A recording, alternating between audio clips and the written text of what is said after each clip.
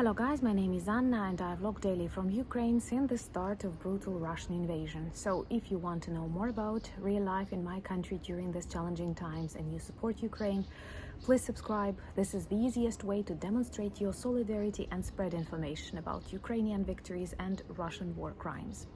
Those of you who follow me know that right now I am on Lake Svites, which is in my region and one of my favorite natural places and destinations in Ukraine. Actually, we are less than 15 kilometers from Belarus, and I promised you a little tour around.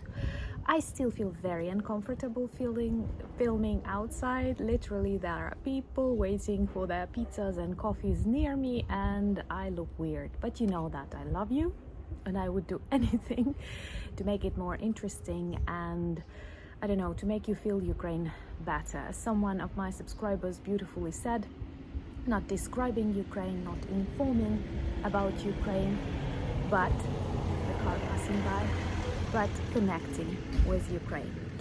So today I will take you on a little tour around the lake, but I would like to start with one really beautiful operation of Ukrainian intelligence service that I did not pay much attention to on my channel, and it happened on the 9th of August. Of course, as all serious operations, it did not start and end on the 9th of September. It took more than half a year for Ukrainian intelligence services to work with a Russian crew of a helicopter, which actually belongs to the Far East Division or something like that, and they have managed to land this helicopter in Poltava, which is deep inside Ukraine, persuading them to give up and to cooperate with Ukrainian armed forces. Here is another example of good Russians. They actually exist, and from what I understand, they have managed to somehow identify this captain of the helicopter crew who was eager to come to Ukraine. Of course, Russian media uses everything they can to say that something really evil happened, they were shot. No, Poltava is not on the border with Russia. They planned, they came here, they landed, and hopefully many more similar operations will take place soon.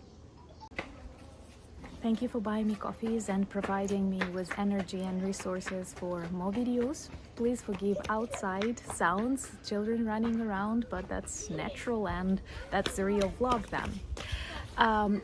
Also, there is one thing I feel like I need to clarify. Sometimes I read negative reactions when people see Ukrainians having parties or going on vacations because of war. Believe me, 99% of Ukrainians do everything they can to support Ukrainian victory, Ukrainian armed forces. Literally every Ukrainian family is influenced. I do remember first months of invasion when even I went to bed wearing jeans and hoodies because I was preparing to escape. And you cannot live in such stress and in such mode all the time, otherwise you would die. That's why many started adapting, pretending they live in their typical ordinary life in this totally extraordinary conditions. And the wasp flying, I'm not afraid of them, by the way. Do you like this kind of videos? Let me know. So anyway, for example, right now on the lake I see lots of soldiers who are also on vacation. I saw a family with a father who is getting used to his prosthesis, of his limb, and there are many people like that. Russia does everything to mine lots of Ukrainian territories, especially those that are totally unpredictable, and they do it because they want to harm as many people as possible. Okay, I see that everything around children, people, cars, wasps, birds inspire me to take you on a walk and show you more of the nature and my favorite lakes that I love since childhood, because we traveled with my parents literally every summer here. And please forgive if some of you are irritated with these realities, but I know that many of you like this peep into ordinary Ukrainian life. Okay, let's go and explore. People who walk by definitely think I'm weird, not just because I'm walking with my camera and talking to it, but also I'm doing that in English. but I have so many of you and I love you so much. So this is going to be our lake conversation, and you will see more of my day to day. Blackberries, they are red because they are just getting ripe in the sun, and I know that in many countries we have very similar weather. I'm not going to eat these ones, they are everywhere, but I like blackberry jam or blackberries in various nastoikas and nalivkas, which is an alcohol drink, because they are super aromatic. Let me know if you have such blackberries in your countries. They will turn black, I promise, just a little bit later. Such ladies on bicycles are typically selling various tasty things. If you don't mind such unprofessional chronicles, but I do want to show you more of my country. It's very different, but it's very beautiful, and we must win this war so that more of you can come and test what you like in Ukraine, what you don't. Please forgive if the sound is not perfect, but the water is in the center of this lake. You can see an island and lots of children in the water.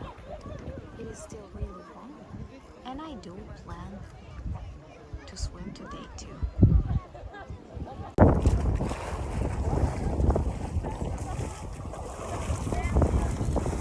It is the largest, deepest lake in Ukraine, 57.58 meters deep. And let's experience the water. Here's something I bought specifically to show you. There are lots of such sweet things, but I prefer ones with cabbage or even sauerkraut. These are fried pies. They are not very healthy and they are not super tasty, but they are a tradition here, and somehow when you come to Svites you buy such things. So I will make a bite. In case you've been wondering whether I swam, I did, and I will again.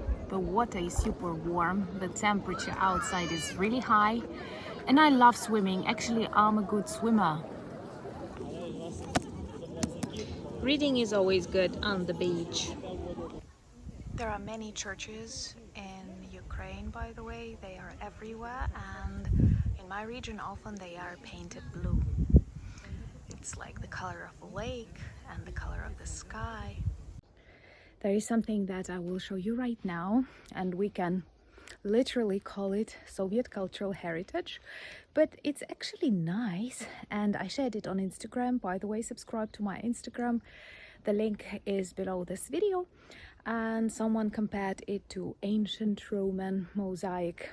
Anyway, this is a traditional Soviet bus stop decorated with mosaic. Some of them are old and need renovation, but people don't want them to disappear.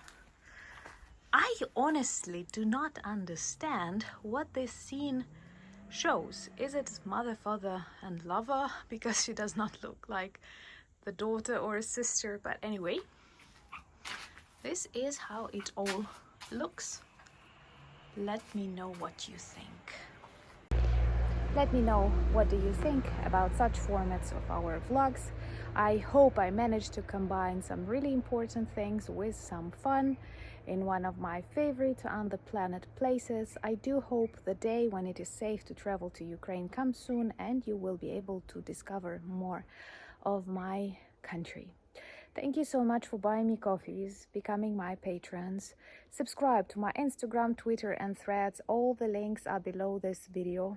Introduce yourself to our beautiful merch, but most importantly, think about Ukraine, talk about Ukraine, and I'm super grateful to have you in my life. I hope you felt that, like I'm sharing with you, like with my real friends and relatives. Love you. Slava Ukraini!